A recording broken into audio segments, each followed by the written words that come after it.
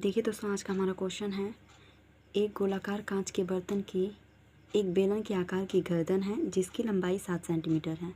ठीक है, यानी कि एक बर्तन है जो क्या है, कांच का है और गोलाकार है, और उसकी गर्दन जो है वो कैसी है, बेलन के आकार की है, और जो उसकी गर्दन की लंबाई है वो दिया है 7 सेंटीमीटर तथा व्यास 2 सेंटीमीटर है, जबकि गोलाकार भाग का व्यास 8.4 सेंटीमीटर है। ज्ञात कीजिए कि बर्तन में कितना पानी भरा जा सकता है।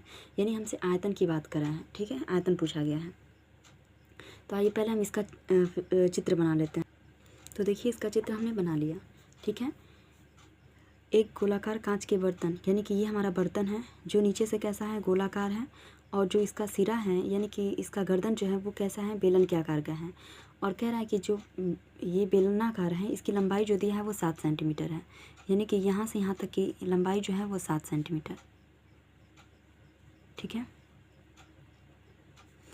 और इसका व्यास जो है वो कितना है, यानी कि यहाँ से लेकर के यहाँ तक का जो डिस्टेंस है वो है 2 सेंटीमीटर, जबकि गोलाकार भाग का व्यास 8.4 है। यानी कि ये जो हमारा गोलाकार हिस्सा है इसका व्यास दिया है हमको 8.4। तो यहाँ से यहाँ तक का जो माप है वो है 8.4 सेंटीमीटर।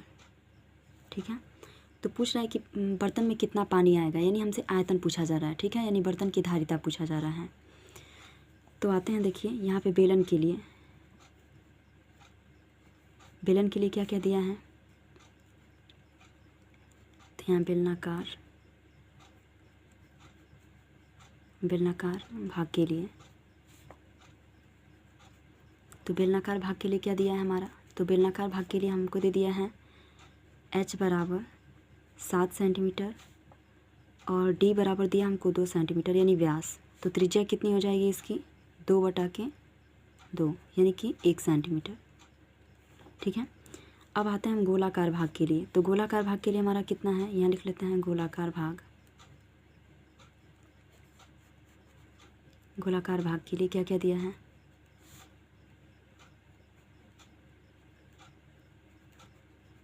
व्यास कितना है, व्यास दिया है 8.4 सेंटीमीटर। तो त्रिज्या कितनी हो जाएगी इसकी, तो त्रिज्या होगी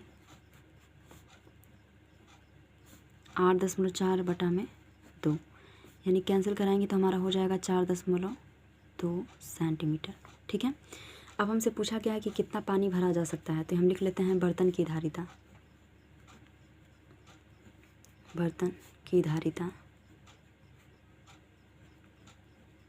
तो बर्तन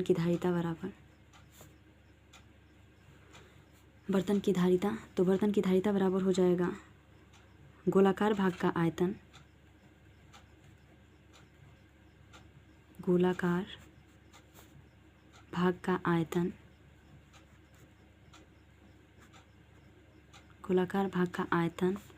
प्लस बेलनाकार भाग का आयतन।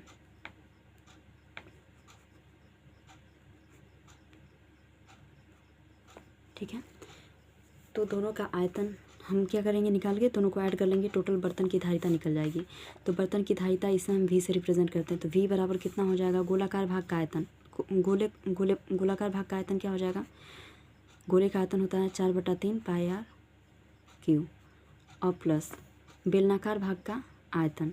तो बेलनाकार भाग का आयतन इसे हम कर लेते हैं पाई r² h। ठीक है, इसे हम ना हो तो r डैश कर लेते हैं। ठीक है, तो यहाँ हो जाएगा r डैश का क्यूब। तो v बराबर 4/3 पाई r डैश, मतलब त्रिज्या कितनी है इसकी, 4.2 सेंटीमीटर का क्यूब कर लेते हैं, और प्लस पाई r², इस r की जगह पे कितना हमारा 1 सेंटीमीटर, तो हम कर लेते हैं 1 सेंटीमीटर का स्क्वायर इंटू h की जगह पे कितना दिया हमारा 7। तो v इक्वल्स टू हो जाएगा 4/3 पाई 4.2 इंटू 4.2 इंटू 4.2 और प्लस पाई 1 का स्क्वायर 1 ही होगा, और इंटू कर लेते हैं 7 सेंटीमीटर। इसे अब हम और सॉल्व कर लेते हैं। तो v इक्वल्स टू हो जाएगा, 3 से ये कैंसिल हो रहा है, 3 1 जा 3, 3 4 जा 12, तो 14 चौके 56, यानी कि 5.6 इंटू 4.2 इंटू 4.2 पाई और प्लस 7 पाई। ठीक है, अब फिर हम मल्टीप्लाई कर लेते हैं, तो v इक्वल्स टू 5.6 इंटू 4.2 4.2, इन दोनों का मल्टीप्लाई करेंगे तो हमारे पास हो जाएगा, इन दोनों का मल्टीप्लाई करेंगे तो हमारे पास आएगा 17.64 पाई सेंटीमीटर स्क्वायर प्लस 7 पाई सेंटीमीटर क्यूब। ये सेंटीमीटर और ये तो सेंटीमीटर क्यूब इसका और इन दोनों का मल्टीप्लाई जब हम करेंगे तो इन दोनों की मल्टीप्लाई में हमारा होगा v इक्वल्स टू 5.6 का जब हम 17.64 में मल्टीप्लाई करेंगे तो हमारा आ जाएगा 98,784 पाई सेंटीमीटर क्यूब। डेसिमल कितने अंक बाद 1 2 3, तो 1 2 3 यहाँ पे, और प्लस कितना हमारा है 7 पाई सेंटीमीटर क्यूब। ठीक है, तो ये वॉल्यूम हो गया। अब हम निकाल लेते हैं यहाँ धारिता।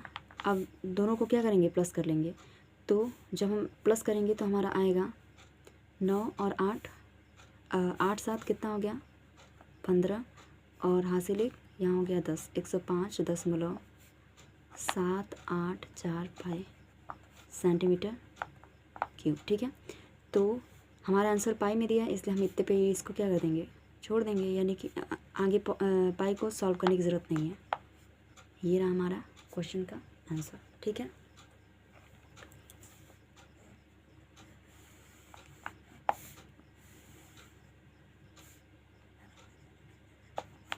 ठीक है दोस्तों, उम्मीद करते हैं समझ में आया होगा। ठीक है, एग्ज़ाम में बिल्कुल ऐसे ही लिखना है, इंपॉर्टेंट क्वेश्चन है, एग्ज़ाम में आया हुआ है।